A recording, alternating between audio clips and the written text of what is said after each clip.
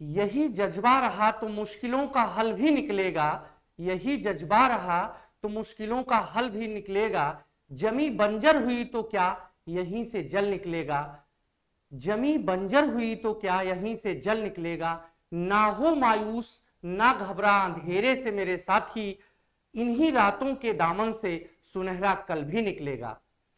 जी हाँ मेरे दोस्तों, मेरे विद्यार्थियों, आप इस मोटिवेशनल लाइन से जरूर कुछ सीखिए और जिंदगी में रफ्तार के साथ आगे बढ़िए। तो शुरू करते हैं आज का जानदार सेशन, जिसका नाम है पुष्पीय पादपों में लैंगिक जनन। पिछली क्लास में स्टूडेंट आपने जाना था कि पुष्पीय पादप क्या होते हैं, इसमें चक्र कितने होते हैं, नर जनन अंग क्या होते हैं, मादा जनन अंग क्या होते हैं। आइए देखते हैं आगे। सर्वप्रथम एक क्वेश्चन आता है बच्चों कि पुष्प की खेती बाड़ी, क्रय विक्रय आदि करना क्या कहलाता है। तो इसे बच्चे फ्लोरिकल्चर कहते हैं। क्या कहते हैं? फ्लोरिकल्चर कहते हैं। फिर दूसरा प्रश्न आता है कि आखिर ये पुष्प का जो हम अध्ययन करते हैं ये क्या कहलाता है। तो पुष्पों का अध्ययन फ्लोरिकल्चर कहलाता है। ठीक है बच्चों, ऐसा ना कह दीजिएगा कि पुष्पोलॉजी कहलाता है। ठीक है, ध्यान रखिएगा। अब हम आगे बढ़ते हैं पुष्प की ओर। पुष्प एक ऐसा रूपांतरित प्ररोह है जो विशिष्ट विधि के लिए जनन हेतु अनुकूलन दर्शाता है। बिल्कुल सही, पुष्प एक प्रजनक अंग होता है पादपों का। चलिए देखते हैं आगे। अब इस स्ट्रक्चर के माध्यम से कुछ चीजें हम देखेंगे।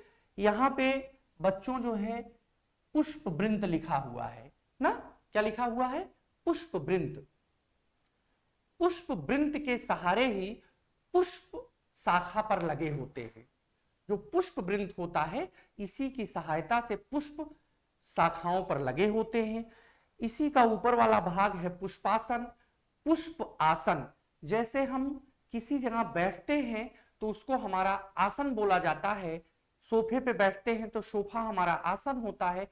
ठीक उसी प्रकार से पुष्पासन पे जो पुष्प पत्र होते हैं, आपको हमने बताया था उस दिन, जो 4 प्रकार के पुष्प पत्र होते हैं।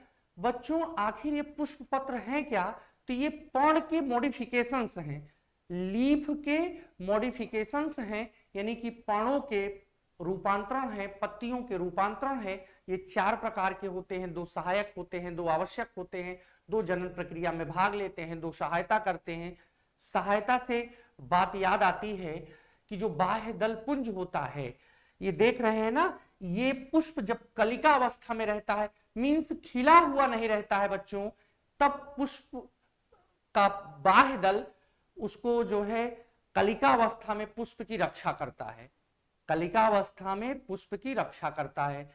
दूसरा दल जो होते हैं पेटल, वो रंगीन भाग होते हैं, वो कीटों को अपनी ओर आकर्षित करते हैं। फर्स्ट डे हमने बताया था कि पुष्प एक बेहतरीन आकर्षक रंगीन संरचना होती है। कहीं ना कहीं उसकी यह संरचना उसके प्रजनन में सहायता करती है, कीटों को सम्मोहित करती है, आकर्षित करती है, अट्रैक्ट करती है। तो कीट जो है इसकी ओर आकर्षित होते हैं ताकि पॉलिनेशन अर्थात परागण हो सके। और पुमंग और जायांग ये तो आवश्यक अंग है, ये हैं, ये जनन की प्रक्रिया में भाग लेते हैं। पुष्पासन, इसी पर चारों पुष्प पत्र जो है लगे होते हैं। फिर जो है एक और संरचना होती है जो जिसे हम बीजांडन्यास कहते हैं। तो अंडाशय में याद रखिएगा बच्चों, अंडाशय में बीजांड के लगे रहने के क्रम को बीजांडन्यास कहते हैं। अंडाशय में बीजांड के लगे रहने को क्या कहते हैं? बीजांडन्यास कहते हैं। अब बात आती है पुंकेसर की, लघु बीजाणुधानी की, परागकोश की, योजी की। तो इन सब की चर्चा करेंगे हम। जरा देखिए आगे लिखे हैं हम, पुष्प में एक छोटा या लंबा पुष्प वृंत होता है जिसका स्वतंत्र या सिरा चपटा या गुंबद के आकार का होता है। जैसे कि आप देख सकते हैं ये सिरा जो है गुंबद के आकार का है, इसको हम क्या कहते हैं, इसको हम कहते हैं पुष्पासन। अंग्रेजी में स्टूडेंट थैलेमस कहते हैं। पुष्पासन एक प्रकार का रूपांतरित तना है जिस पर नोड और एंटी नोड लगे हुए होते हैं, मींस पर्व एवं पर्व संधियां लगे होते हैं। समझ रहे हैं? बिल्कुल। चलिए तो अब पीछे लौटते हैं हम। इसके बारे में आपको बता दिया। अंडाशय में जो बीजांड का क्रम होता है वो बीजांड न्यास कहलाता है। अंडाशय को ओवरी कहते हैं। अंडाशय जो है मादा जननांग का एक भाग होता है। और बच्चे जान लीजिए कि जो मादा जननांग होता है वो तमाम जो है स्त्री केसर से मिलकर के बना होता है। स्त्री केसर जो है अंडकों से मिलकर के बना होता है। अंडक जो है स्वतंत्र भी हो सकते हैं और संलग्न भी हो सकते हैं, यानी कि युक्तांडपी अंडाशय भी हो सकता है, व्युक्तांडपी भी हो सकता है। आप लोग पेपाइवर का नाम सुने होंगे, माइचेलिया का नाम सुने होंगे। तो पेपाइवर जो होता है वो एकांडपी होता है, माइचेलिया जो होता है व्युक्तांडपी होता है। इन सब चीजों को भी आप जानिए। उसके बाद अब जो है हम बात करेंगे कि जननांग के आधार पर, जननांग के आधार पर, जननांग के आधार पर पुष्प के प्रकार, जननांग के आधार पर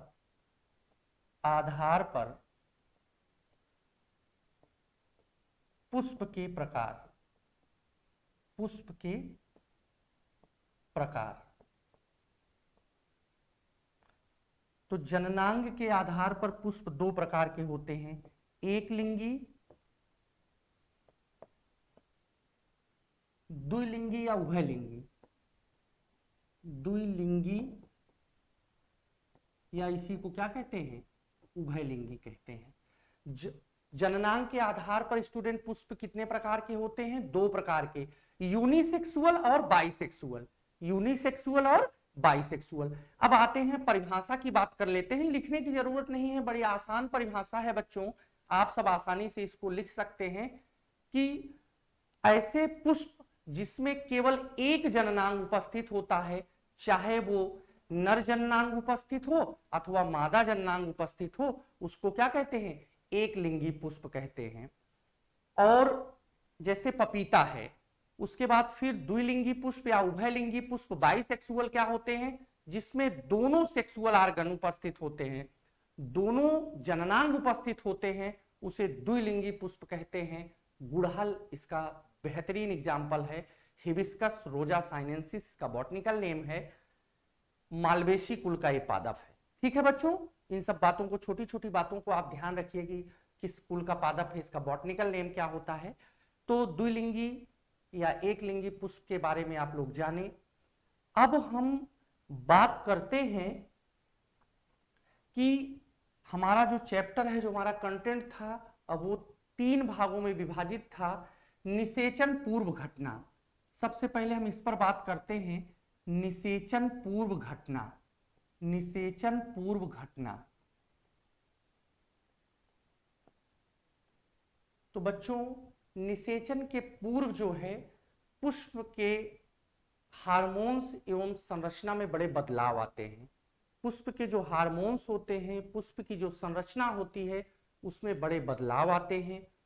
पुष्पीय जो आद्यातक होता है, फ्लोरल प्रीमिडियम जो होता है, उसमें जो है अग्रिम विकास एवं विभेदन की प्रक्रिया प्रारंभ होती है। उसमें जब अग्रिम विकास और विभेदन हो जाता है तो नर जननांगों का विकास होता है। जो नर जननांग होता है उसमें पुंकेसर, लघु बीजाणुधानी, परागकण आदि जैसी संरचनाओं का विकास होता है। क्या बनता है, पुंकेसर, लघु बीजाणुधानी बनती है और परागकण का निर्माण होता है। और उधर जो है, जो मादा जननांग होते हैं, उसमें वर्तिकाग्र बनता है, गुरु बीजाणुधानी बनती है, जिसे आप बीजांड के नाम से जानते हैं, और भ्रूणपोष का विकास होता है। भ्रूणपोष जो है एक त्रिगुणित संरचना है, दोहरा निषेचन के पश्चात ये घटनाएं होती हैं। ये सब हम निषेचन वाले उसमें पढ़ेंगे। तो निषेचन के पूर्व जो है मादा जननांगों का विकास प्रारंभ हो जाता है, नर जननांग और मादा जननांग बनने लगते हैं। तो ये सब निषेचन पूर्व घटनाओं में होता है, समझ रहे हैं। तो अब जो है आगे का लेक्चर हम कल लेंगे। कुछ जो है इलेक्ट्रिसिटी की प्रॉब्लम है बच्चों, तो आज बस इतना ही। कल हम जो है इसके आगे की बात आपको बतलाएंगे। आज जितना पढ़ाया गया है आप इतना पढ़िए, और हम कल जो है जैसे ही ये व्यवस्था जो है सुलभ हो जाएगी इलेक्ट्रिसिटी की, हम आगे आपको निश्चित तौर पर आगे क्लास देंगे। आज हम चैनल से जुड़ने के लिए आप सभी विद्यार्थियों को बहुत बहुत धन्यवाद। शुभ रात्रि, नमस्कार।